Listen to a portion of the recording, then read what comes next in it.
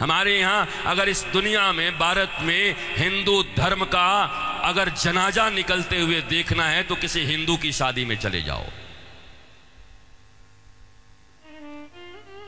शास्त्र कहता है सूर्यास्त के बाद वेद के मंत्र पढ़े नहीं जा सकते। तुम राक्षसों की तरह अर्धरात्रि में विवाह कर रहे हो।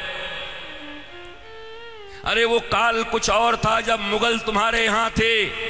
रात के अंधेरे में बहू बेटियों को उठाकर ले जाते थे, दिन के उजाले में ले जाते थे, तो रात में छुप छुप करके अंधेरे में विवाह कर दिया करते थे।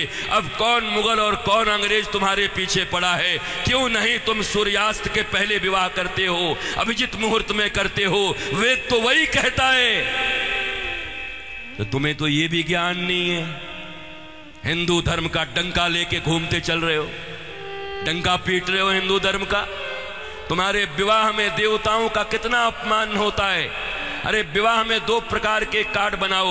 विवाह एक संस्कार है, विवाह एक यज्ञ है। अरे भैया, खाने पीने खिलाने वाले के लिए एक दिन रिसेप्शन जो करते हो कर दिया करना, पर विवाह में बड़े लिमिटेड लोगों को बुलाया करो।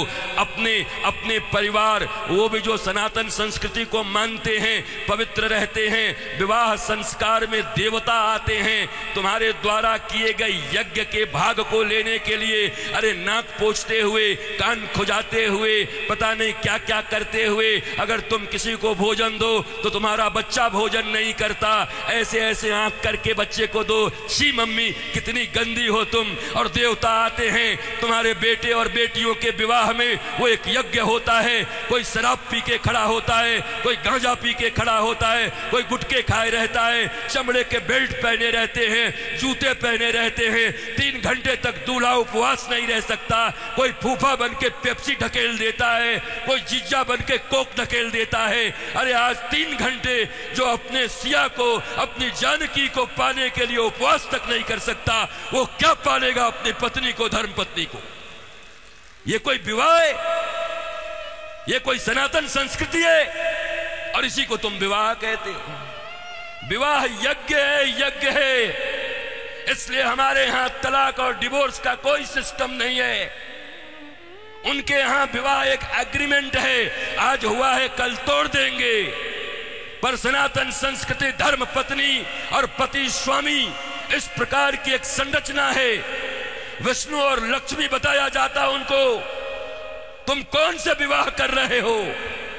अंग्रेजों के पिट्ठुओं, अंग्रेजों के गुलाम बड़े बन गए हो। भारत के पैसे खा करके उन पैसों से भारत को ये दिखा रहे हो अंग्रेजों और पाश्चात्य संस्कृति की तरह विवाह करके साधारण भारतीयों के मन में लोभ उत्पन्न कर रहे हो। और ये समाज के अग्रणी लोग बने हुए हैं, ये समाज के श्रेष्ठ लोग बने हुए हैं, ये समाज को दिशा दिखा रहे हैं, ये समाज को भोंडा प्रदर्शन कर रहे हैं, अपने धन का लोगों को दिखा रहे हैं। एक गरीब बेचारा विवाह करने में भी लज्जा करता है, इतना आडंबर बना दिया। विवाह एक यज्ञ है, बड़ा पवित्र यज्ञ है, सुंदर यज्ञ है, वेदियां बनती हैं। हमारे यहां दूल्हे दुल्हन, उनके वस्त्र कैसे होते थे? देखो आज के 50 साल पहले ही देखो ना, 50 साल पहले के फिल्म देख लो बॉलीवुड में, तो समझ जाओगे कैसे वस्त्र पहन करके विवाह करता हमारे यहाँ पर। क्योंकि बॉलीवुड भी या सिनेमा भी समाज का दर्पण होता है। और अब बदले हुए बॉलीवुड को देख लो कि अब कैसे विवाह करते हो।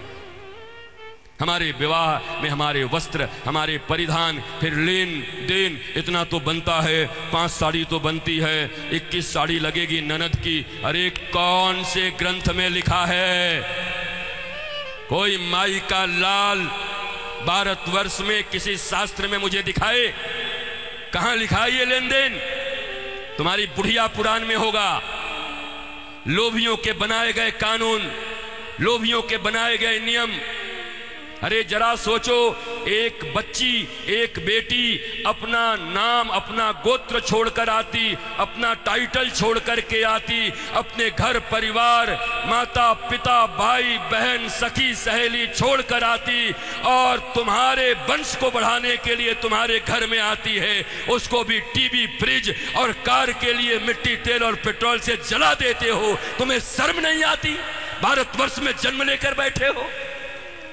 तुम्हारी बाजुओं और भुजाओं में अगर शक्ति है तो अपने पैसे से कार खरीद लो, अपने पैसे से फ्रिज खरीद लो, क्योंकि छोटी छोटी बच्चियों के पिता तो बचपन से उसके लिए खिलौना खरीदते रहते हैं। जब छोटी रहती है 5 रुपए का, थोड़ी बड़ी हो जाती है थोड़ा और बड़ा, थोड़ी बड़ी हो गई साइकिल खरीद लिया, थोड़ी बड़ी हो गई स्कूटी खरीद दिया, और बड़ी हो गई अच्छे घर के हैं कार खरीद दिया 5 लाख का, और एक दिन फिर जा करके 5 करोड़ में एक गुड्डा खरीद के ला के दे दिया। तो खरीदे हुए सामान की जो इज्जत होती है वही दूल्हे की भी इज्जत होती है। दूल्हा बिकता है, बोलो खरीदोगे?